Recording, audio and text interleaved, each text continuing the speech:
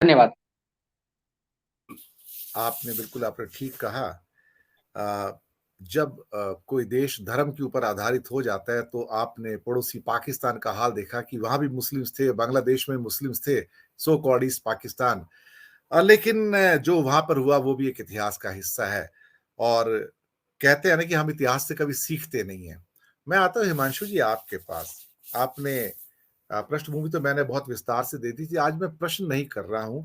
मैं आपकी ऑब्जर्वेशंस और टिप्पणियाँ ले रहा हूँ इस मामले में कि जो हो रहा है इस देश में, वो विक्षिप्त मानसिकता है, विभत्स मानसिकता है।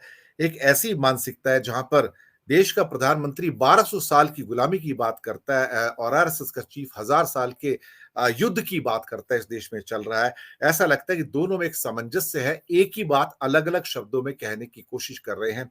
एक तरफ कहते हैं कि सबका साथ, सबका विकास, सबका प्रयास पता नहीं क्या-क्या है और दूसरी तरफ कहते हैं कि सबका डीएनए भी एक है। फिर उनको टिकट भी नहीं देते इलेक्शन के अंदर, उनको आइसोलेट भी कर देते हैं। सीए का कानून बनाते हैं तो उस कानून के अंदर भी उनको गुलाम क्या कहते हैं अलग बना के उनको फेंक दिया जाता है हाशिए पर, वो उसके अंदर इंक्लूड नहीं करते हैं। तो जो प्रीच किया जाता है, जो प्रैक्टिस किया जाता है, जमीन आसमान का फर्क है दोनों में। आपकी टिप्पणियां और ऑब्जर्वेशन और जो भी आप हिमांशु जी जोड़ना चाहें। देखिए, इसके अगर इतिहास में आप अगर जाएंगे तो ये जो विचारधारा है, मतलब भारतीय जनता पार्टी की विचारधारा हमेशा हिंदुत्ववाद को लेके ही रही है, इसमें कोई दो राय नहीं है। और एक बीच में एक ऐसा फेज आया जहाँ पे बात हुई विकास और प्रगति की, और विकास और प्रगति की जो विचारधारा थी उसके जरिए एक विश्वास दिलाया गया कि हम लोग खाली ये हिंदू और मुस्लिम की बात नहीं करना चाहते हैं, हम विकास की राजनीति करना चाहते हैं। लेकिन विकास की राजनीति जब हुई तो उसके बैकग्राउंड में भी अगर आप देखेंगे तो उसके बैकग्राउंड में भी कहीं ना कहीं तड़का हिंदुत्व की राजनीति का था। जैसे गुजरात में 2002 में जो दंगे हुए और उसको जिस तरीके से मतलब उछाला गया और जो कुछ भी हुआ, तो हमने ये भी देखा कि 2022 के चुनाव में भी उस दंगों का आज भी उल्लेख होता है, मतलब उसके बारे में बोला जाता है कि हमने लोगों को सबक सिखा दिया है। तो भले आप विकास, और उसके बाद क्या हुआ, दंगों की जो राजनीति के दाग लगे थे उसकी वजह से आपने मतलब कहीं ना कहीं सोचा कि विकास और प्रगति की बातें करें, और विकास और प्रगति की बातों में आपने वाइब्रेंट गुजरात किए वगैरह ये सब किया, और इन्वेस्टमेंट्स आए टाटा नैनो का ये वगैरह, उसमें आप उस तरीके से चल पड़े। लेकिन in the genesis of any ideology अगर आप देखेंगे तो ये आइडियोलॉजी आप निकाल नहीं सकते। एक बहुत ही अच्छी वेब सीरीज आई है हुमा कुरैशी की, लैला करके, उसमें पूरा दिखाया गया है कि किस तरीके से, हालांकि वो एक फिक्शन बुक पे आधारित है, लेकिन किस तरीके से एक हिंदू राष्ट्र का निर्माण होने वाला है और क्या क्या हो सकता है आने वाले दिनों में। जो बातें आपने अपने मतलब परिप्रेक्ष्य में जिस तरीके से रखी कि कहीं सेविकाओं का उल्लेख नहीं है या कहीं संगठनों का उल्लेख नहीं है, तो ये पूरी सोची समझी विचारधारा है। और जिसमें बहुत क्लियर बात है कि when you can't convince the people, confuse the people, तो स्टेटमेंट्स अलग अलग सीलोज से आते हैं। आरएसएस से कुछ स्टेटमेंट आएगा, पॉलिटिकल डोमेन से कुछ स्टेटमेंट आएगा, होम मिनिस्ट्री से कुछ स्टेटमेंट आएगा, प्रधानमंत्री से कुछ स्टेटमेंट आएगा, नेशनल सिक्योरिटी एडवाइजर कभी कभार मतलब उसके विजुअली और ऑप्टिक्स जिस तरीके से बिल्ड होते हैं कश्मीर को लेके, तो उसके स्टेटमेंट्स अलग होते हैं। और कहीं ना कहीं आप अगर देखेंगे तो बीजेपी के जो नेता है हिंदी हार्टलैंड में, वो भी मतलब कभी ऐसे बयान कहीं ना कहीं रिलीज कर देते हैं। तो एक पूरी एक तरफ से अगर आप देखेंगे तो एक डर का माहौल है ही है देश में, हिंदू मुस्लिम को लेके ही नहीं है। कई कई जगहों पे आज मैं कई लोगों से मिलता हूँ, हालांकि मैं एक बिजनेस जर्नलिस्ट हूँ, जिस तरीके से माइग्रेशन होने लगा है देश में से, भारत में से लोग बाहर जाने लगे, तो सवर्णों में भी कहीं ना कहीं डर है कि कल ऐसा माहौल आएगा कि लोग हमारे घर में घुस जाएंगे। तो ये बिल्कुल एक डर का माहौल बन चुका है। और आज हुआ क्या है कि इस जो बैचोइज्म अगर आप बोले या जो मसल पावर की बात होती है, तो आज हम देख रहे हैं कि कहीं ना कहीं जो एक शालीनता थी एक सभ्य समाज में, आज वो देखने को नहीं मिलती है।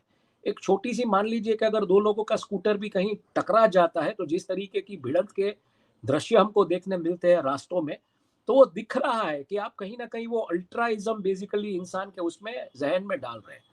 और ये मोहन भागवत जी जो बात कर रहे हैं इसको आप देखिए उस परिप्रेक्ष्य में जहां पे पुराना जो आरएसएस था, गोलवलकर जी वाला जो आरएसएस था, या ये जो आरएसएस था हिंदू महासभा से बना था, उसमें कहीं भी वीर सावरकर को इतना ग्लोरीफाई नहीं किया गया था। यहाँ गोडसे को इतना ग्लोरीफाई नहीं किया गया था, जबकि आज का ये जो आरएसएस है वो पूरा एक डायमेंशन चेंज आ गया है और बिल्कुल ही सत्ता के पैरेलल जो भी हो रहा है उसके साथ कहीं ना कहीं वो हामी भरते हुए दिखाई दे रहे हैं। मोहन भागवत जी का ये भी स्टेटमेंट आया था कि हमारा कंट्रोल प्रचारक आरएसएस के प्रचारक नरेंद्र मोदी पे, हमारा कंट्रोल प्रधानमंत्री नरेंद्र मोदी पे नहीं है। तो ऐसे जो बयान, कंफ्यूजिंग बयान, अब ये भी कहना चाहते हैं कि हमारा कंट्रोल है और आप ये भी नहीं कहना चाहते कि हमारा कंट्रोल नहीं है। तो ये जो बातें आ रही है ना कहीं कि आरएसएस अल्टीमेटली कंट्रोल करता है ये सब चीजें, तो आरएसएस दिखाना चाहता है कि हम कंट्रोल में है, लेकिन फिर पता है कि कंट्रोल में आप नहीं हो। जिस तरीके से पूरा का पूरा एक जिसको बोले जो एक पूरा का पूरा चेंज लिया गया है, पूरा का पूरा एक बदलाव आया है, सिर्फ पक्ष में ही नहीं। आज आप पक्ष में देख लीजिए, पूरा मार्गदर्शक मंडली जिस तरीके से बनाई गई है, मार्गदर्शक समिति, और जो एक विचारधारा थी भारतीय जनता पार्टी की, जो एक विचारधारा थी पंडित दीनदयाल उपाध्याय जी की, कि अंतिम जगह पे जो बैठा इंसान है उन तक पहुंचना है, सेवा करनी है, तो वो विचारधारा से जुड़े आज नेता मार्गदर्शक समिति में बैठे हैं बीजेपी के। आज जो नेता है वो कौन से हैं? जिनके बच्चे किसानों पे गाड़ियां चला देते हैं, जिनके बच्चे मतलब उत्तराखंड में जैसे हमने देखा रेप्स कर लेते हैं। तो ये सब है, बलात्कारी है, मतलब एक सोच इतनी खतरनाक तरीके से वो हो रही है कि इसमें मात्र हिंदू मुस्लिम की ही बात नहीं है। जैसे मैंने कहा, सवर्ण समाज में भी इन मुद्दों को लेकर बहुत सी चिंताएं हैं। और मैं जहां से आ रहा हूँ, सौराष्ट्र का जहां का इलाका है, वहां पे हिंदू मुस्लिम हमेशा एक एकता से जिए है। मतलब यहाँ पे जूनागढ़ का अगर आप देख लीजिए, जूनागढ़ के नवाब की जो मेंटालिटी थी वो बात अलग है, पर उनके जो दीवान थे वो एक नागर हुआ करते थे, हिंदू हुआ करते थे। उसी तरीके से आप कच्छ के महाराव की पूरी हिस्ट्री स्टडी कर लीजिए, तो उसमें कहीं ना कहीं वो, जैसे आपकी गंगा जमुनी तहजीब है, ऐसी तहजीब के कुछ ना कुछ उदाहरण मिलते हैं। लेकिन ये पिछले सालों में ये पूरा का पूरा पोलराइज हो चुका है, ये हमें देखने को मिल रहा है। और जब हम गांव में जाते हैं, लोगों से बात करते हैं, तो इसी वजह से भारतीय जनता पार्टी को वोट मिल रहे हैं, क्योंकि गांव में लोग ये बिल्कुल एक तरीके से मान रहे हैं कि राम मंदिर हिंदुत्व की बात, और ये जो हिंदू मुस्लिम की जो राजनीति है, तुष्टीकरण की जो राजनीति है, उसकी वजह से हम बीजेपी को वोट देंगे। तो ये सब मुद्दे हैं। लेकिन इसमें मुझे लगता है कि कोर्ट्स हमारी क्या कर रही है। कभी जब ऐसे बयान आते हैं, जो ऑटोनोमस बॉडीज है, मैं मानता हूं कि ताकतें आपने खत्म कर दी, लेकिन ऑटोनोमस बॉडीज के पास एटलीस्ट एक क्वेश्चनिंग अथॉरिटी है, वो होनी चाहिए। अब जो 4 पिलर्स ऑफ आज डेमोक्रेसी है। मैं इस पे एक प्रोग्राम करने जा रहा हूं। जी कल जो वाइस प्रेसिडेंट धनखड़ ने वर्ड कहे हैं और साथ में मोदी ने जो कहे हैं, इस पे जी मैं पूरा प्रोग्राम करूंगा, क्योंकि मैंने कॉन्स्टिट्यूशन पे बहुत डिटेल प्रोग्राम किए हुए हैं। जी एक उन्होंने बात कही, वाइस प्रेसिडेंट धनखड़ साहब ने, महामहिम है, कहते हैं the supremacy of parliament is inviolable. आप उसका उल्लंघन नहीं कर सकते हैं। और ये बात उन्होंने जानते किस संदर्भ में करी है? जब बाबा साहब ने संविधान बनाया था, मैं 2 मिनट ले रहा हूं आपके सर, बिल्कुल लोगों बिल्कुल। को बता देता हूं। संविधान आया था, संविधान का पहला ड्राफ्ट जो था उसमें भारत यूनियन ऑफ इंडिया नहीं था, फेडरेशन ऑफ इंडिया था उसके अंदर। बाद में बातचीत करके फेडरेशन शब्द को हटा दिया गया और यूनियन ऑफ इंडिया वर्ड आता है।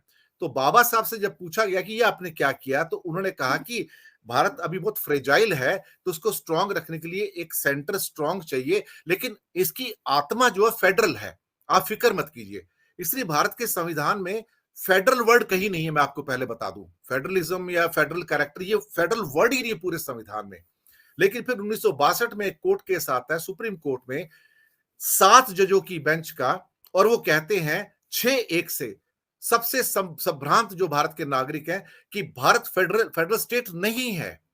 ये देखिए कि जो बाबा साहब सोच रहे थे कि भारत के आने वाले सत्ताधीश ईमानदार होंगे, समझदार होंगे, विद्वान होंगे, लेकिन सुप्रीम कोर्ट के विद्वान भी विद्वान नहीं निकले। उन्होंने कहा कि नहीं, ये यूनियन ऑफ इंडिया है, ये फेडरल स्टेट ऑफ इंडिया नहीं है, और ये फेडरेशन वर्ड नहीं है इसमें। तो शब्द पकड़ लिया।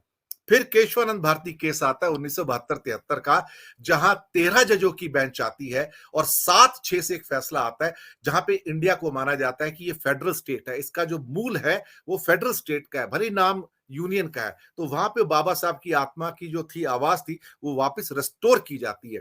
और इसी के ऊपर धनखड़ साहब कहते हैं, जो केशवानंद भारती केस है, that went against the will of the parliament.